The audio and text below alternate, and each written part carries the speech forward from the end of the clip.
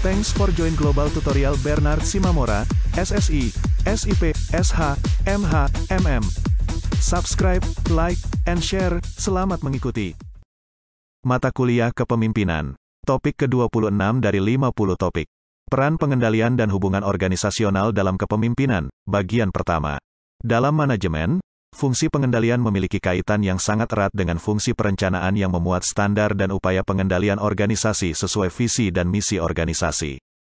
Oleh sebab itu, sering dikatakan dalam ilmu manajemen bahwa fungsi perencanaan dan pengendalian menjadi tiang utama dilakukannya fungsi-fungsi manajemen bagi suatu organisasi, sehingga kaitan antara fungsi perencanaan dan pengendalian, seperti halnya satu mata uang dengan dua sisi. Untuk itu, peran pengendalian yang dilakukan pemimpin didasarkan kepada perencanaan organisasi, baik yang menyangkut perencanaan strategis maupun yang berjangka pendek. Sikap pemimpin yang selaras dengan peran pengendalian dan peran dalam hubungan organisasional merupakan peran aktif, inovatif, kreatif dan motivator, bukan reaktif dan provokatif. Seperti yang dikatakan Jenderal Patton, seorang panglima perang Amerika Serikat yang terkenal pada Perang Dunia Kedua. Mencoba memimpin orang dari belakang menjadikan Anda sopir bukan pemimpin. Seorang pemimpin harus berada di depan anak buahnya. Anda harus tahu apa yang sedang terjadi sepanjang waktu. Anda tidak bisa berenang tanpa berada di dalam air.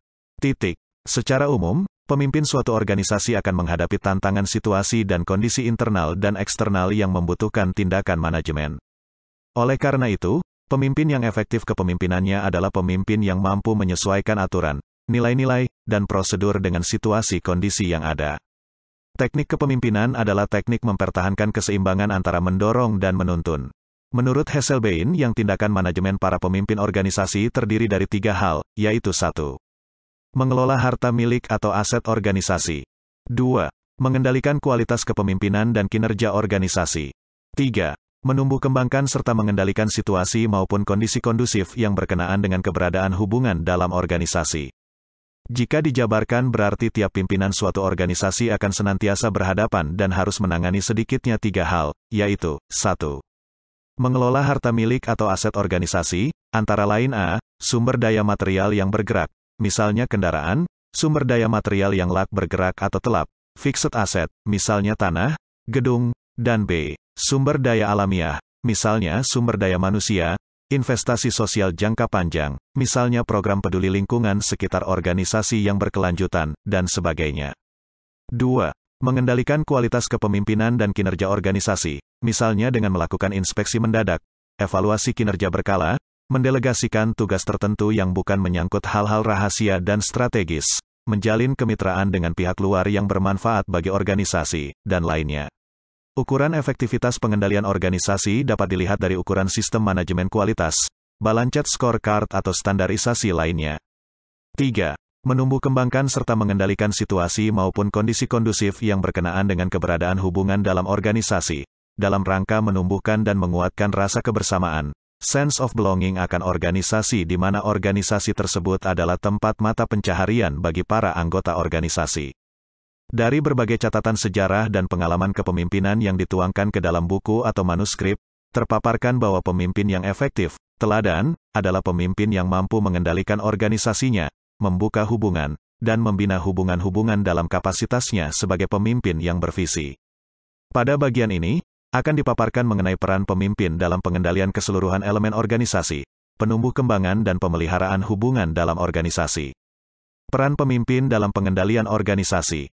Dalam kenyataan sehari-hari, peran pemimpin tak pernah lepas dari pelaksanaan fungsi manajemen dalam organisasi, mulai dari fungsi planning termasuk budgeting, organizing, staffing, actuating or leadership, coordinating, dan controlling atau evaluation.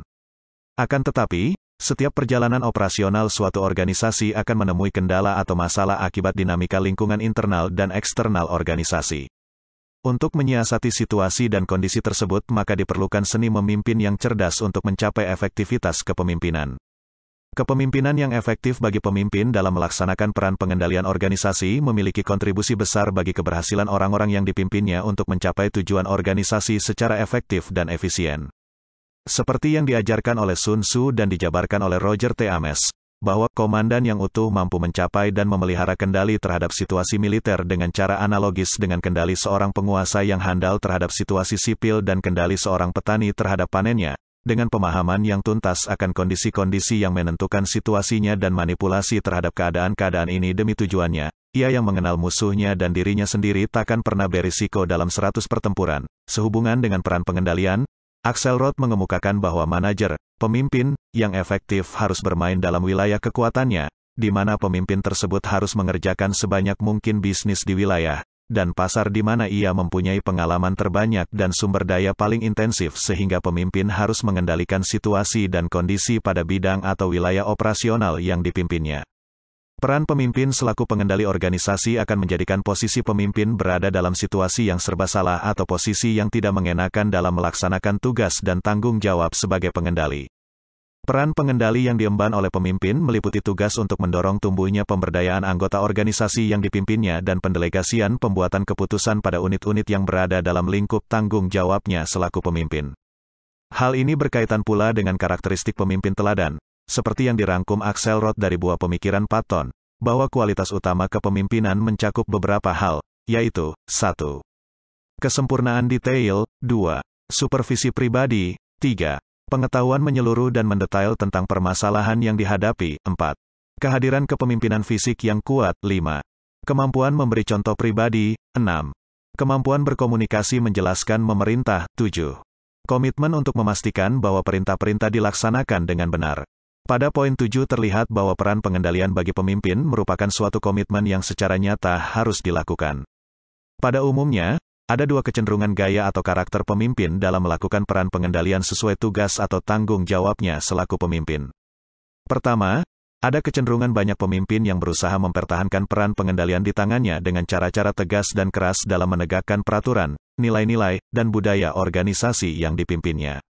Hal ini mudah ditemui dalam masyarakat dan organisasi yang lebih mementingkan formalisasi dan disiplin dalam organisasinya, terutama organisasi yang menggunakan tipe birokrasi mesin, misalnya organisasi militer. Kedua, ada pula karakter pemimpin yang menyukai peran pengendali di balik layar yang dapat mengkoordinasikan, mengorganisasi, dan membebaskan para anggotanya untuk melakukan suatu kegiatan sesuai gagasan terbaik anggota tersebut untuk mencapai tujuan organisasinya. Hal ini dapat ditemui pada organisasi tipe organis dan organisasi matriks yang keduanya membebaskan daya kreasi dan inovasi para anggotanya untuk melakukan fungsi dan pekerjaan yang diembannya. Peran pengendali yang efektif bagi pemimpin dilakukan, antara lain melalui cara berikut. 1. Pengendalian jarak jauh di mana pemimpin memberikan motivasi dan energi bagi orang-orang yang dipimpinnya untuk maju mengeksplorasi kemampuan orang-orang yang dipimpinnya secara maksimal. 2. Menanamkan kepercayaan ke dalam diri dan pikiran orang-orang yang dipimpinnya bahwa individu-individu tersebut mampu dan memiliki kekuatan yang luar biasa untuk menyelesaikan pekerjaannya dengan baik, tepat, dan benar. Tentunya, pemimpin yang mampu melakukan peran pengendali secara efektif berarti ia pun mampu mempertahankan rasa pengendali secara kuat, apapun situasi dan kondisi organisasinya, bahkan jika organisasinya mengalami krisis akibat pergolakan lingkungan luar dan dalam organisasinya.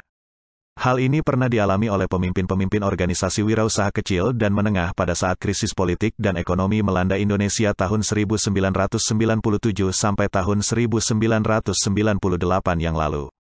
Banyak organisasi wirausaha kecil dan menengah tersebut mampu melewati situasi dan kondisi tersebut dengan baik, walaupun masih membutuhkan waktu dan kesabaran untuk mempertahankan keberlangsungan hidup organisasi tersebut. Langkah-langkah pemimpin dalam melakukan peran pengendali yang efektif, yaitu 1. Mendefinisikan dan memprioritaskan masalah-masalah dalam organisasi. 2. Mengendalikan proses pembuatan keputusan dan hasil keputusan yang telah dibuat agar tidak melenceng dari kerangka pemecahan masalah yang telah didefinisikan dan diprioritaskan tersebut. 3. Melakukan penyeliaan, supervises, pendelegasian wewenang dan manajemen organisasi. 4. Melakukan sosialisasi uraian kerja ke seluruh bagian organisasi yang menjadi kewenangannya secara informal dan secara formal dituangkan secara tertulis sebagai uraian tugas. 5. Menjadikan hasil pemecahan masalah tersebut sebagai salah satu alat dari manajemen konflik. Jadi, secara sederhana dapat dikatakan bahwa peran pengendali organisasi yang melekat pada pemimpin meliputi beberapa hal, yaitu 1. Perumusan atau pendefinisian masalah dan pemecahannya. 2. Pendelegasian wewenang. 3. Uraian kerja. 4. Manajemen konflik. Peran pemimpin dalam pemecahan masalah. Beragamnya masalah yang dihadapi oleh pemimpin suatu organisasi, telah menjadikan hikmah dan pengalaman bagi para pemimpin untuk memprioritaskan masalah-masalah organisasi sesuai ukuran kualitas dan kuantitas sumber daya keuangan dan manusia yang ada dalam organisasi tersebut. Dalam langkah pendefinisian masalah, para pemimpin perlu melakukan konsultasi dengan berbagai pihak yang berkompeten dan terlibat dalam masalah tersebut. Bagi organisasi besar dan menengah, para pemimpin akan lebih sesuai menggunakan jasa konsultan dari luar organisasi. Sedangkan bagi organisasi kecil, para pemimpin akan lebih sesuai melakukan konsultasi dengan sesama mitra kerja atau orang-orang dalam organisasinya yang telah berpengalaman menangani masalah-masalah tersebut. Peran pemimpin dalam pembuatan keputusan. Untuk menjadi pemimpin yang efektif dalam mengendalikan organisasi, maka di dalam proses pembuatan keputusan, seorang pemimpin perlu inisiatif untuk membangkitkan partisipasi kelompok dalam mencapai tujuan organisasinya. Oleh sebab itu, perlu dibentuk kelompok pemikir, group think. Agar kelompok pemikir tersebut dapat diarahkan untuk membantu terlaksananya pembuatan keputusan, maka pemimpin perlu menumbuhkan lingkungan yang kondusif bagi kelompok pemikir untuk memberikan gagasan terbaiknya, walaupun hal tersebut sering diwarnai dengan adanya konflik dalam kelompok pemikir tersebut atau bahkan dengan gagasan pemimpinnya, sehingga diskusi dalam pembuatan keputusan tersebut dapat hidup dan sehat. Artinya, dalam proses pembuatan keputusan, seluruh pihak yang terkait akan selalu aktif memberikan pandangan dan gagasan yang berkualitas, tepat, benar, baik, dan sesuai sasaran permasalahan yang dituju. Indikator-indikator dari lingkungan yang kondusif bagi terselenggaranya diskusi dan jaringan pendukung proses pembuatan keputusan yang efektif adalah a. Adanya komunikasi segala arah yang berkualitas serta mempertimbangkan aspek hubungan antar pribadi, interpersonal relationships. b. Tersedianya sarana dan prasarana pengayaan wawasan bagi seluruh pihak yang terlibat sebagai kelompok pemikir dan jaringan pendukung pembuatan keputusan dalam organisasi. Artinya, tersedia fasilitas perpustakaan dengan koleksi buku, media massa, media maya, virtual media, sistem informasi manajemen, sistem pendukung informasi, unit kearsipan, dan lainnya. C. Adanya program pelatihan manajerial khususnya yang menyangkut hal pembuatan keputusan. Selain indikator lingkungan yang kondusif bagi pembuatan keputusan yang efektif, maka hal lain yang perlu diperhatikan adalah perilaku pemimpin yang efektif untuk mengendalikan pembuatan keputusan dan jaringan pendukung proses pembuatan keputusan. Bentuk perilaku pemimpin yang efektif untuk mengendalikan pembuatan keputusan adalah menyemangati jaringan pendukung proses pembuatan keputusan termasuk kelompok pemikir, yang direalisasikan dalam tindakan-tindakan antara lain, a. Mendengarkan dengan penuh perhatian terhadap semua simpulan pandangan yang dilontarkan jaringan pendukung proses pembuatan keputusan termasuk kelompok pemikir. b. Memuji atau justru mengkritik, secara positif, terhadap semua gagasan sumbangan pikiran yang dilontarkan oleh semua penggagas akan keputusan tersebut. c. Mendidik kelompok pendukung keputusan untuk bertoleransi dan memahami alamiah dan pentingnya keberagaman pendapat dan gagasan masing-masing anggota kelompok tersebut. Pembuatan keputusan yang diarahkan oleh pemimpin seringkali menemui kendala-kendala sehingga pemimpin yang bersangkutan harus memadukan ilmu dan seni mengendalikan pembuatan keputusan dengan bekal kecerdasan emosional pemimpin yang bersangkutan, yang beberapa di antaranya berupa keberanian dan keingintahuan akan suatu permasalahan. Tindak lanjut keberanian dan keingintahuan pemimpin dalam mengendalikan pembuatan keputusan adalah segera melakukan proses pembuatan keputusan, memperbaiki kesalahan dalam pembuatan keputusan dan mencoba hasil keputusan yang telah dibuat. Berikut ini beberapa kiat kepemimpinan bagi pemimpin dalam melaksanakan peran pengendalian yang efektif dalam pembuatan keputusan dan pendefinisian serta pemecahan masalah seperti berikut. A. Menyadari adanya potensi kelompok pemikir di antara para anggota yang dipimpinnya dengan cara memberikan kebebasan untuk menyatakan pendapat mereka masing-masing. B. Melatih kendali kontrol atas permasalahan dalam organisasi yang telah diseleksi prioritas permasalahannya. C. Melaksanakan pengendalian melalui anggota organisasi tetapi bukan terhadap anggota organisasi sehingga pendekatannya mempertimbangkan sentuhan pribadi dan hubungan manusia, personal touch dan human relationship. Itulah materi topik ke-26 tutorial kepemimpinan. Channel ini akan sangat membantu masyarakat umum dan para mahasiswa yang sedang atau ingin kuliah di perguruan tinggi manapun di Indonesia. Subscribe dan like, agar Anda mendapatkan update tutorial lainnya.